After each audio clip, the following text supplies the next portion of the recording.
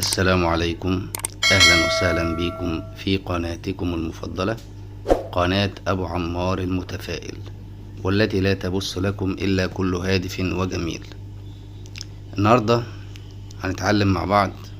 لو عندك أو عندك ستارة الحلقان بتاعتها دابت وباظت، ما ترميش الستارة، وأنا هقول لحضرتك أو حضرتك تعمل إيه بالظبط.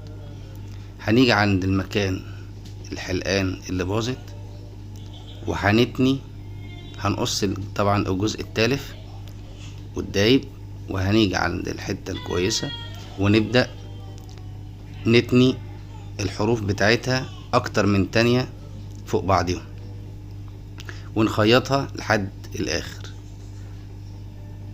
في الحالة دي هيصبح عندنا طرف سميك عن الستارة كلها.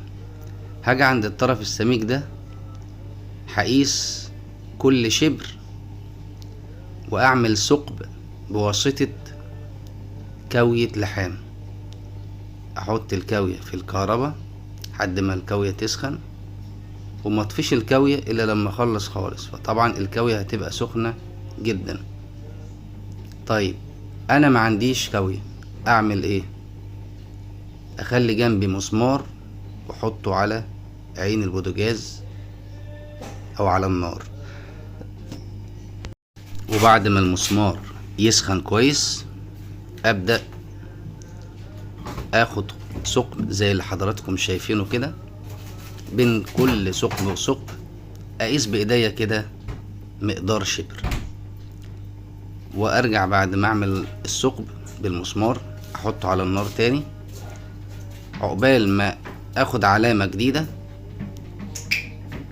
المسمار هيكون سخن لانه هو اصلا سخن، بس انا باخد الثقب فبيبرد سنة بسيطة لكن بيفضل برضو سخن. لما بحطه على النار المقدار اللي انا باخد بيه شبر جديد، وباخد بيه علامة مثلا بقلم فلوماستر او قلم جاف، يكون المسمار رجع تاني للسخونية بتاعته. بمسكه مثلا بالبنسة او باي مثلا قصافة او مقص او اي آلة او حتة قماشة، وابدأ امسك المسمار واعمل ثقب جديد. والكاوية اللي ما عندوش كاوية ممكن يجيب له كاوية، هي في حدود من 20 ل30 جنيه وانت طالع، فممكن تجيب كاوية على قد الستارة وهتنفعك بعد كده في البيت في اي حاجة. تقدر تستخدم الكاوية، ليها استخدامات كتير جدا. لو حابب تعرف استخدامات الكاوية في كذا فيديو على القناة، تقدر حضرتك ترجع لهم وهتلاقي كل ما هو جديد ونافع للبيت المصري والحصري. وكده احنا انتهينا من عمل الثقب للستارة كلها.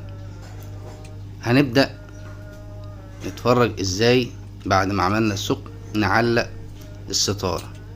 وهنا في برضو معلومة، ممكن بدال ما نعلق الستارة بحلقة واحدة او بفيونكة واحدة، انا معرفش طبعا اسمها ايه، الجزء المعدن اللي انا بعلقه ده